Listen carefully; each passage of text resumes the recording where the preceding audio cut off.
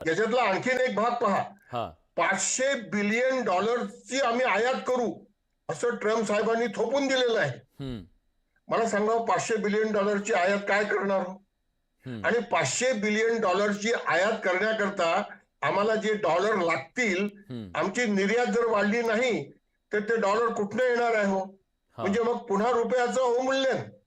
बरोबर. मी तेलाबद्दल आणि रशियाबद्दल बोलतच नाहीये. नाही आपण त्याच्याबद्दल माझं पण काय बोलूया. मत आहे, हा एक मिनिट, हा माझं काय मत आहे की WTO मध्ये आम्हाला ज्या पद्धतीने यांनी 1995 पासून अडकून ठेवलं होतं, हा आमच्या शेतीमालाची निर्यात वाढत नव्हती, आम्हाला सबसिडीही वाढू देत नव्हते. हा आता ट्रम्प साहेब WTO ला पूर्णपणे बांधून ठेवतात आहेत.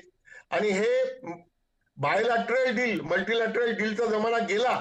हा या बायलॅटरल डील मध्ये ट्रम्प साहेब आमच्यावर दबाव टाकून आम्हाला एक प्रकारे त्यांची उपनिवेशवादी वृत्ती, आम्हाला त्यांचा गुलाम देश करण्याचा प्रयत्न करतात आहेत.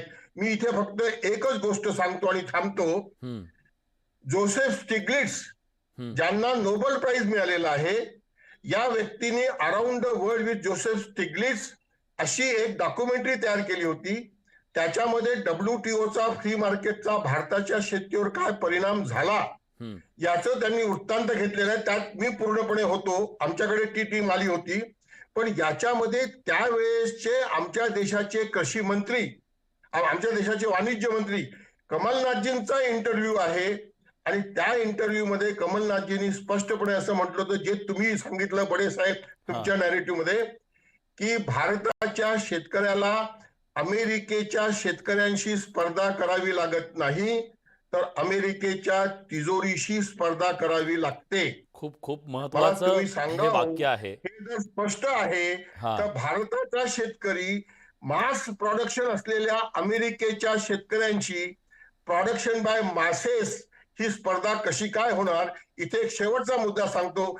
टेक्नॉलॉजीच्या गोष्टी करून आमच्या शेतकऱ्यांना भ्रमित करू नका. टेक्नॉलॉजी आली आणि शेतीमालाचे भाव नाही मिळाले तरी तो मरणार आहे. कारण अमेरिकेत टेक्नॉलॉजी आहे, मोठे शेतकरी आहे, पण सरकारची तिजोरी खुली आहे. आत्ताच आणि 12 बिलियन आपल्याकडे डॉलरची तिजोरीही सबसिडी नाहीये साहेबांनी आणि ती दिलेली आहे. खुली करायची परवानगी नाहीये.